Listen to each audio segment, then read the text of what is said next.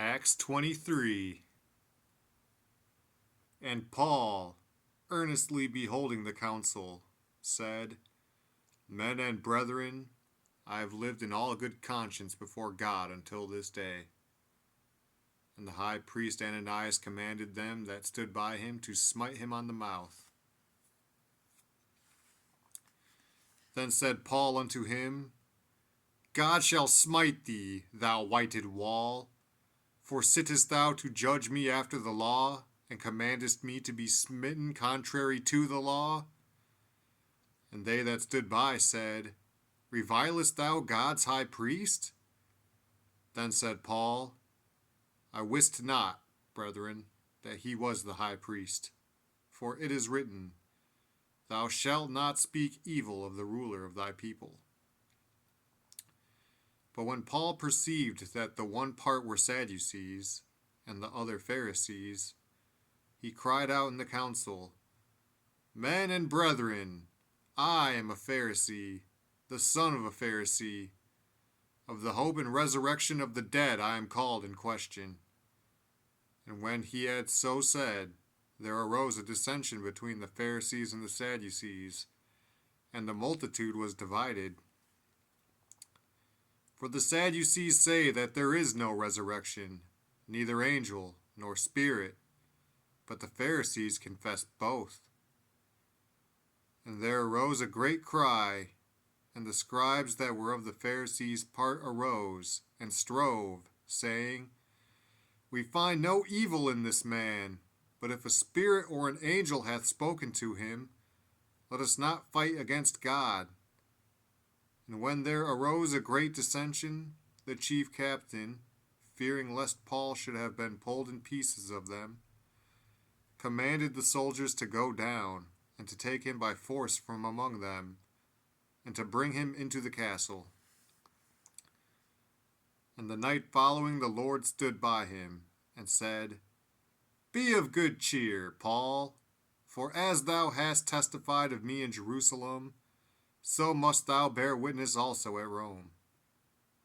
And when it was day, certain of the Jews banded together, and bound themselves under a curse, saying that they would neither eat nor drink till they had killed Paul.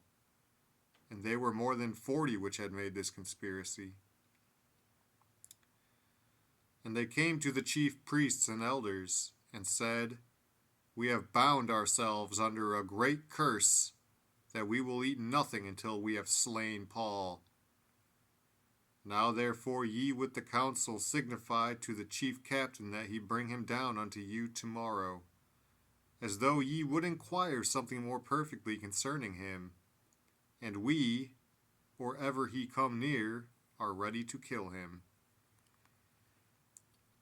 And when Paul's sister's son heard of their lying in wait, he went and entered into the castle, and told Paul. Then Paul called one of the centurions unto him, and said, Bring this young man unto the chief captain, for he hath a certain thing to tell him. So he took him, and brought him to the chief captain, and said, Paul the prisoner called me unto him, and prayed me to bring this young man unto thee, who hath something to say unto thee. Then the chief captain took him by the hand, and went with him aside privately, and asked him, What is that thou hast to tell me? And he said, The Jews have agreed to desire thee that thou wouldest bring down Paul tomorrow into the council, as though they would inquire somewhat of him more perfectly. But do not thou yield unto them, for there lie in wait for him of them more than 40 men, which have bound themselves with an oath, that they will neither eat nor drink till they have killed him. And now are they ready, looking for a promise from thee. So the chief captain then let the young man depart, and charged him, See thou tell no man that thou hast shewed these things to me.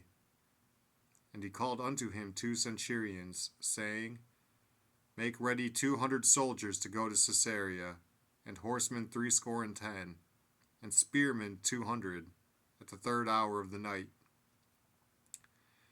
and provide them beasts, that they may set Paul on, and bring him safe unto Felix the governor. And he wrote a letter after this manner. Claudius Lysias unto the most excellent governor Felix sendeth greeting. This man was taken of the Jews, and should have been killed of them. Then came I with an army, and rescued him, having understood that he was a Roman. And when I would have known the cause wherefore they accused him, I brought him forth into their council, whom I perceived to be accused of questions of their law, but to have nothing laid to his charge worthy of death or of bonds. And when it was told me how that the Jews laid wait for the man, I sent straightway to thee, and gave commandment to his accusers also to say before thee what they had against him. Farewell. Then the soldiers, as it was commanded them, took Paul, and brought him by night to Antipatris. On the morrow they left the horsemen to go with him, and returned to the castle, who, when they came to Caesarea, and delivered the epistle to the governor, presented Paul also before him. And when the governor had read the letter, he asked of what province he was. And when he understood that he was of Cilicia, I will hear thee, said he, when thine accusers are also come. And he commanded him to be kept in Herod's judgment hall.